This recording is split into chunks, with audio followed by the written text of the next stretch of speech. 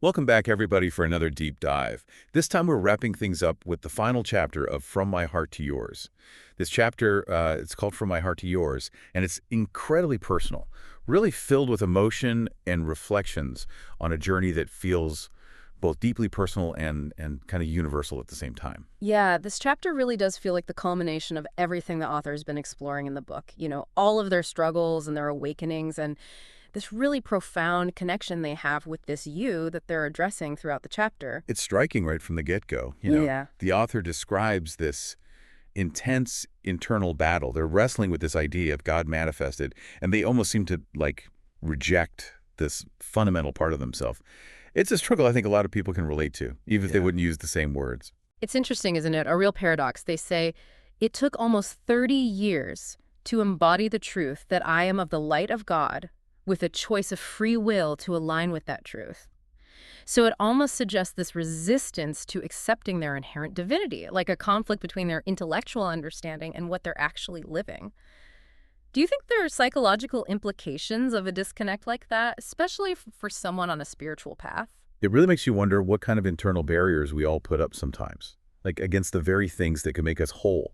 And then the author takes this internal struggle and draws these parallels to the lives of Jesus and Mary. Yeah, they see themselves as like a modern day version of those figures, someone who's standing in one's truth, even with all this pressure from society.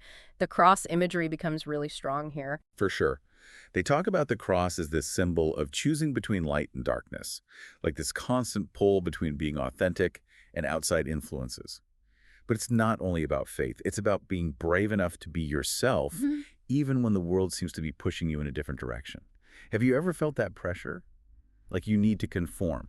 I think it's something we all deal with in different ways. The key is to recognize that pressure and then make choices that match our values, even if it means being different. And for the author, this struggle to be real seems tied to love, which they say is like a catalyst for healing and growth. And this is where things take a fascinating turn. The author talks about love balancing their chakras, which honestly sounds pretty amazing. Yeah, they really get into the 7 chakras, these energy centers we have, and how love can unblock them and bring them into balance. They actually say, your love proved to be the only way, and I knew my love would now hold the strength to also lead the way through our collective vibrational ascension. It's like love goes beyond just personal healing. It becomes this driving force for everyone to change. But what does that actually look like? This love energy connection leading to change. How do you see that playing out in the chapter? It's definitely not your typical love story. It's like this connection unlocks something in the author. It gives them this sense of purpose that's bigger than just themselves. And that outward focus becomes even clearer when they bring up COVID-19. Right. They see the pandemic as this turning point for the whole world. Like it forced everyone to pause and confront difficult truths and rethink what really matters. They specifically mentioned this yearning for peace that came out of humanity during that time. Has that happened before historically? Like, have other spiritual movements come out of times of suffering? It's an interesting connection. Like the pandemic was a crucible. It burned away all the superficial stuff and left behind this raw desire for meaning and connection. And for the author, that yearning leads them to become what they call a light worker. That light worker idea is huge in this chapter. The author sees themselves as someone who's gone through this huge transformation. They came out with a deep understanding of spiritual truths and this commitment to sharing that, helping others find their own path to healing and enlightenment. And what I find really moving is how they admit that even healers need to heal. They know how important it is to take care of themselves, even while giving their energy and compassion to others. It reminds us that we can't give what we don't have.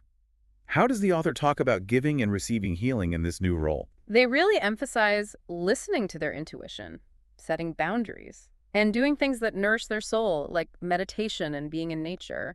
They also talk about seeking guidance from other healers and understanding that asking for help isn't weak, it's wise and strong. It's such a strong example of self-awareness and being vulnerable. And we don't always see those things in people who are caregivers. And from this place of self-care and service, the author's love for you becomes even deeper. Yeah, it becomes this all-encompassing love. It's everywhere in their being. A love that's deeply personal, directed towards you, this important person who's been such a big part of their journey. But it's also a love that reaches out to include all of humanity. It's almost like their love story becomes a small-scale version of the universal love they want to embody and share with the world.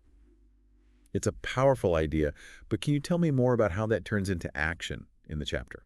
They talk about little acts of kindness, creating empathy and understanding, promoting peace and justice, and speaking up for those who can't. They believe that love is the answer to all the bad things in the world.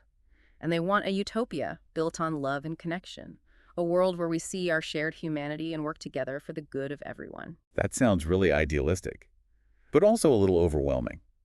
How do they think we can even begin to create that kind of world, especially with so much division and conflict right now? Where do we even start? Well, they don't give a simple answer or step-by-step instructions. Instead, they focus on how personal transformation can spark change in the world. They believe that by growing love and compassion within ourselves, we can spread that energy out. It creates a ripple effect that touches people around us and can eventually lead to a more loving and just world. So it's not about big showy actions or trying to change society overnight. It's about starting with ourselves, with our own hearts and minds. That's something I think anyone can understand, no matter what they believe or where they come from. And this is where things get practical, right? The author gives specific instructions for readers to embrace love, authenticity, and start their own spiritual journeys. Exactly. They offer a set of actionable steps people can take to align with their true selves and create a life based on love and purpose.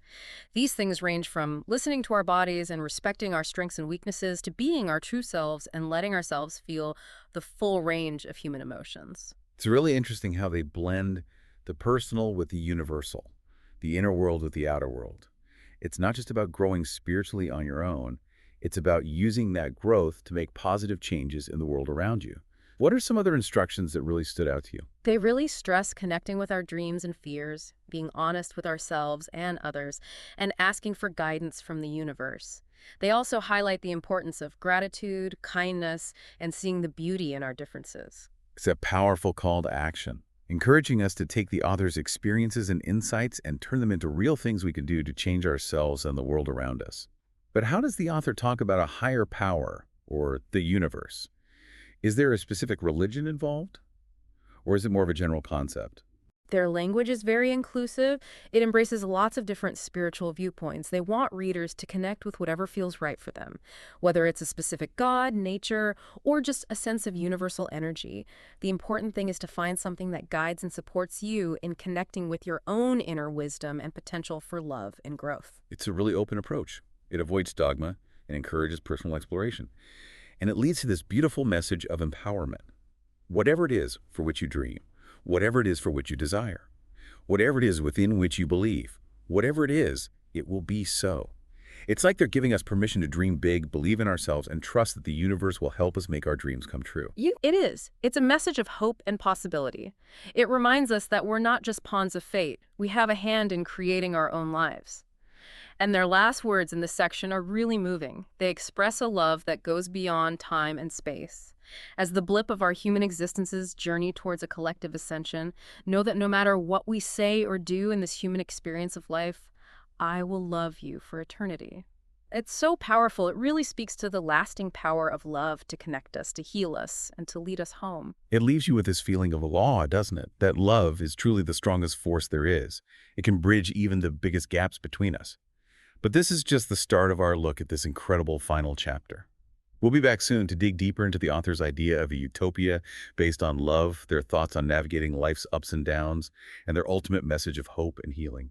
And it's not just about, feeling love. They want us to become our own spiritual scientists, to really explore and experiment with our beliefs and practices and figure out what truly clicks for us on a deeper level. I love that. It's like we're all doing research in our own spiritual labs, constantly testing and refining and expanding what we understand about ourselves and the universe. Right. And the author's own journey is proof of that. They describe how every experience, every interaction has shaped their perspective and led them to this deep understanding of love as this ultimate truth. There's a part where they talk about mapping out their life and finding meaning in everything, even the painful or messy parts. It's like embracing all of it, seeing that every thread, no matter how small, adds to the overall beauty of the design. It reminds us that our journeys aren't straight lines. They're full of twists and turns and ups and downs. But it's in those tough times, those dark moments, that we often find our greatest strength and resilience. And that's where their message of hope shines through. They say everything has meaning, everything. It's like a guiding light reminding us that even when things are bad, there's always a reason, a purpose, a lesson to be learned. And speaking of meaning, the author talks about how their relationship with you, this soulmate figure, has really helped them understand love and grow spiritually. It's such a beautiful example of love's power to change us. They talk about this self-perpetuating cycle of love, where love creates more love and it ripples outward, impacting not just their lives, but the lives of everyone around them. It reminds you that love isn't finite. It's this endless energy that grows and multiplies the more we share it.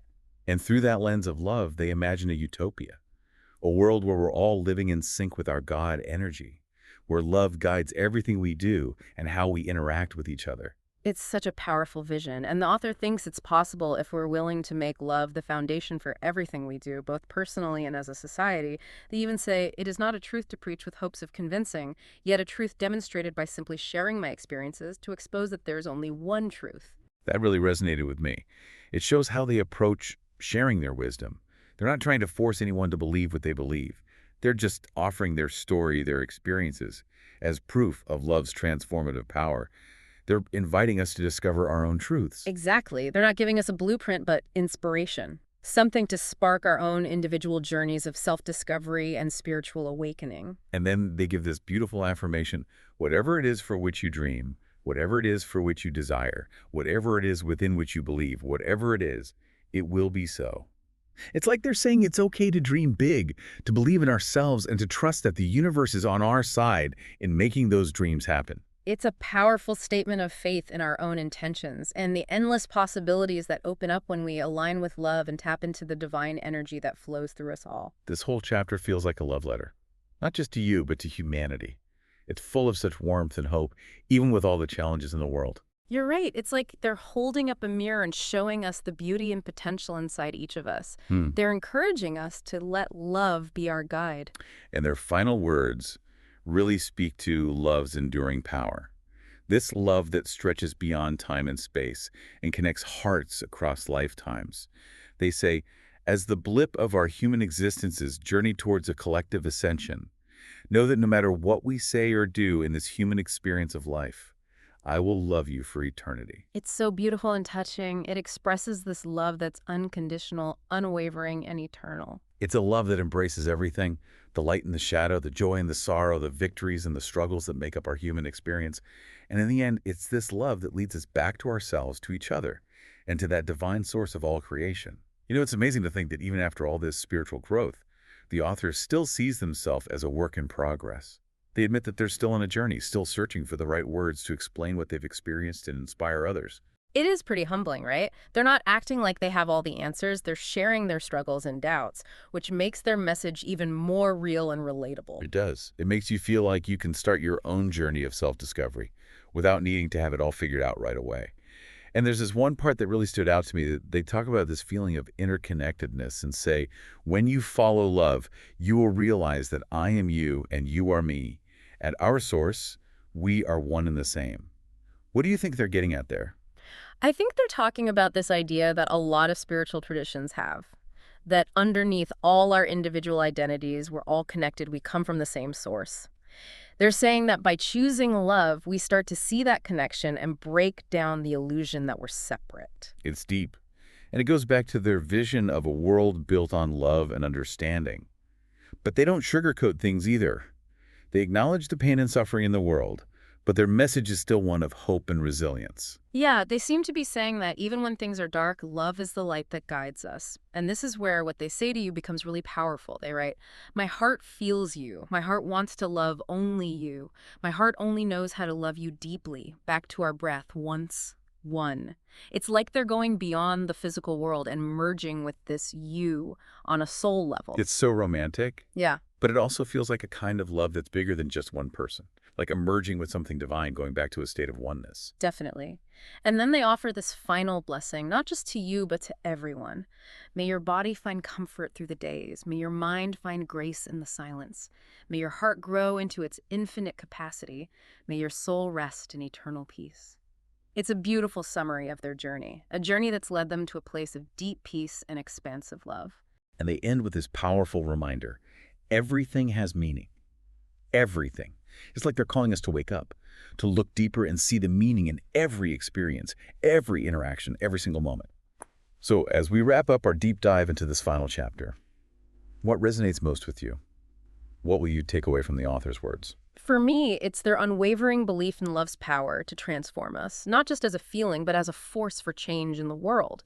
They challenge us to be agents of love, to let our hearts lead us, and to believe that even small acts of kindness can make a difference and create a more beautiful and compassionate world. That's a beautiful thought to leave us with. And as the author reminds us, every moment, every interaction has the potential for meaning and connection.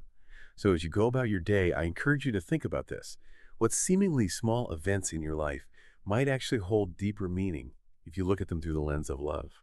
Maybe, just maybe, as the author suggests, it's in those ordinary moments, those everyday experiences, that we can find the most profound truths and connect with that divine spark within us all.